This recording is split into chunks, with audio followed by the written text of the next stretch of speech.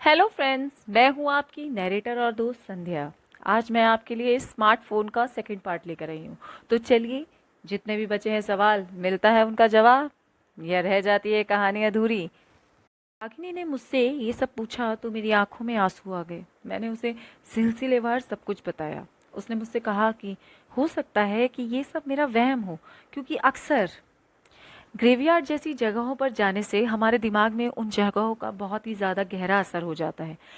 उसने मुझे बहुत डांटा कि एक फ़ोन के लिए मैं ग्रेवयार्ड जैसी जगह पर गई। क्यों? उसने मुझे कहा कि तुम नया फ़ोन नहीं ले सकी, नया लॉगिन कर लेते यार। लेकिन तू फिक्र मत कर, सब ठीक हो जाएगा। मुझे भी फ़ोन के लिए ग्रेवयार्ड जाने पर बहुत ज़्यादा अफसोस होने लगा। बात तो आई गई हो गई। शाम को मैं और मेरा भाई घर की तरफ चले। आज वो बहुत ज़्यादा ही खामोश था। उसने पूरे रास्ते एक भी शब्द मुझसे नहीं कहा। हम घर पहुंच गए थे। मॉम हमारे लिए स्नैक्स लेकर आई। वो बिना खाए पिए अपने कमरे में चला गया। मुझे भी भूख तो नहीं थी, लेकिन अब मुझे उसकी चिंता होने लगी, क्योंकि कुछ तो ऐसा है जो वो मुझसे छुपा रहा है। मैंने उससे ये सब जानना चाहा, लेकिन उसने अपने कमरे का दरवाज़ा ही नहीं खोला। अगली सुबह वो सिर्फ और सिर्फ ऑफिस जाने के लिए ही बाहर निकला। मैंने उससे रास्ते में पूछा तो उसने बस इतना ही कहा कि हमें इतनी रात गए ग्रेवयार्ड बिल्कुल नहीं जाना चाहिए था। मुझे मेरे भाई की अब और भी ज़्यादा फिक्र होने लगी। वो ऐसी बातें क्यों कर रहा था? दिन ब दिन वो लगातार कमज़ोर होता जा रहा था। उसने खाना पीना भी बहुत कम कर दिया था। हम दोनों भाई बहन एक ही सपना कई बार देख चुके थे। आज मेरे ऑफिस में फिर से वही एक फ़ोन आया जिसमें नंबर शो नहीं हो रहा था। उधर से किसी के अजीबोगरीब तरह के घुर्राने और खूंखारने की आवाज़ें आने लगी। मेरे हाथ से मेरा फ़ोन छूट गया। अब बहुत हो चुका था। मैंने घर पहुंचकर मेरी मॉम को ये सारी की सारी बातें बताई। मेरी मॉम ने मुझे बहुत खरी खोटी सुनाई। उन्होंने हमें यहाँ तक कहा कि वो तो पहले ही ये सब कह रही थी, लेकिन हमें ही ग्रेवयार्ड जाने की बहुत ज़्यादा लगी हुई थी। हमें उस रात किसी भी कीमत पर ग्रेवयार्ड जाना ही नहीं चाहिए था, लेकिन अब पछताने से कुछ नहीं होता था। मेरी मॉम चर्च के एक पादरी को जानती थी जो इस तरह के प्रोसेस करता था। मेरी मॉम ने हम दोनों को चर्च चलने के लिए कहा। मैं तो जल्द से जल्द रेडी हो गई, लेकिन मेरा भाई जो कि अपने कमरे में था, रूम से बाहर ही नहीं निकल रहा था। इस बात की मेरी मॉम को बहुत ज़्यादा ही टेंशन होने लगी। हम दोनों ने मिलकर मेरे भाई के रूम के दरवाजे को बहुत देर तक पीटा, लेकिन उसने दरवाज़ा बिल्कुल भी नहीं खोला। थककर मेरी मॉम पड़ोस के शर्मा अंकल और उनके बेटे को बुलाने के लिए चली गईं। शर्मा अंकल और उनके बेटे ने मिलकर मेरे भाई के रूम का दरवाज़ा पूरी तरह तोड़ दिया। मेरा भाई बिस्तर पर उल्टा लेटा हुआ था। धीरे धीरे मेरी मॉम मेरे भाई के पास गई। उन्होंने उसे जैसे ही छुआ, वो पलट कर मेरी मॉम के मुंह पर इतनी जोर से चीखा कि मेरी मॉम वहीं बेहोश हो गई। उसने पूरे कमरे में उछल कूद और तांडव मचाना शुरू कर दिया। हम तीनों लोगों ने बहुत ही मुश्किल से उसे पकड़कर कुर्सी से बांध दिया। मैंने पानी के छींटे मारकर मेरी मम्मी को होश में लाने की कोशिश की। थैंक गॉड मेरी मम्मी होश में आ गई। होश में आते ही सबसे पहले उन्होंने मेरे भाई के बारे में पूछा। डेविड कहाँ है? मैंने मॉम को बताया कि वो दूसरे कमरे में बंद है, और फिर सारी बात बताई कि कैसे उसने पूरा घर ही सर पर उठा लिया था। मेरी मॉम जल्दी से दूसरे कमरे में शर्मा अंकल के पास गई। मेरी मॉम को देखकर मेरा भाई बच्चों की तरह रोने लगा। बोलने लगा, मम्मा मुझे बचा लो, मम्मा ये सब मुझे क्यों बांध के रखे हैं, मैंने तो ऐसा कुछ भी नहीं किया। लेकिन जैसे ही मेरी मॉम उसके पास पहुंची, उसके चेहरे पे एक खौफनाक मुस्कान आ गई। मेरी मॉम पीछे हट गई। उन्हें समझ आ गया कि फादर को यहीं बुलाना होगा। उन्होंने शर्मा अंकल को जल्द से जल्द एक नोट लिख कर दिया और उनसे बोली कि वो जल्द से जल्द फादर को यहाँ ले आए। शर्मा अंकल उसी वक्त चर्च के लिए निकल गए। वो आधे घंटे बाद फादर को लेके हमारे घर पहुंच गए। अचानक मेरे फ़ोन पर वो बिना नंबर वाली कॉल आने लगी। मैंने अपना फ़ोन ज़ोर से ज़मीन पे पटका और उस पर अपने पैर रखकर उसे पूरी तरह से कुचल दिया और बहुत तेज़ी से रोने लगी। ये सब कुछ इस स्मार्टफोन की वजह से ही तो हुआ था। काश मैंने उस दिन ये गलत डिसीजन ना लिया होता तो आज सब कुछ पहले की तरह ठीक होता।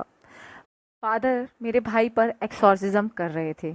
अचानक मेरा भाई किसी और की आवाज़ में बोलने लगा। मुझे और मेरी मॉम को ये आवाज़ कुछ जानी पहचानी लगी। ये तो कीर्तन की आवाज़ है। मेरी मॉम ने कहा, वो कुछ बड़बड़ा रहा था। पता नहीं, हम साफ तो नहीं सुन पा रहे थे, पर वो किसी सारिका का नाम ले रहा था। मैंने मॉम को कहा कि मॉम, सारिका नाम की तो किसी लड़की को मैं नहीं जानती। फादर ने कहा कि जल्द से जल्द पता लगाओ कि ये सारिका कौन है, क्योंकि वही इस सारी मुसीबत को सॉल्व कर सकती है। मेरे भाई पर एक्सॉर्सिज्म का भी कोई खास असर नहीं दिख रहा था। वो लगातार कुछ ना कुछ बड़बड़ाए ही जा रहा था। एक बार तो उसने अपनी ही लकड़ी की कुर्सी को हवा में यूं लटका दिया, मानो कि पता नहीं, मेरे तो रोंगटे ही खड़े हो चुके थे। कुछ देर तक वो होली वाटर से रिलैक्स होता था, काबू में आता था, पर फिर से वो वैसा ही हो जाता था। मेरी मॉम ने केतन की मम्मी को फ़ोन करके सारिका के बारे में पूछा, लेकिन वो भी सारिका के बारे में कुछ ज़्यादा नहीं जानती थी। उन्होंने हमें केतन के ऑफिस का एड्रेस दिया और हमें वहाँ पता लगाने के लिए कहा। 1 घंटे में मेरे ताऊ जी भी हमारे घर पहुँच चुके थे। सारा का सारा माहौल देखकर तो उनकी भी आंखें फटी की फटी रह गई। सारिका का पता मुझे केतन के ऑफिस से मिला। मैं जल्द से जल्द उसके घर पहुंची। मैंने उसे सारी बात बताई। पहले तो उसने केतन का नाम सुनते ही साफ साफ मेरे साथ आने से इनकार कर दिया, लेकिन जब मैंने उसके हाथ पैर जोड़े कि ये मेरे भाई की ज़िंदगी का सवाल है, वरना वो मर जाएगा, तो ये सब सुनकर वो मेरे साथ आने के लिए तैयार हो गई।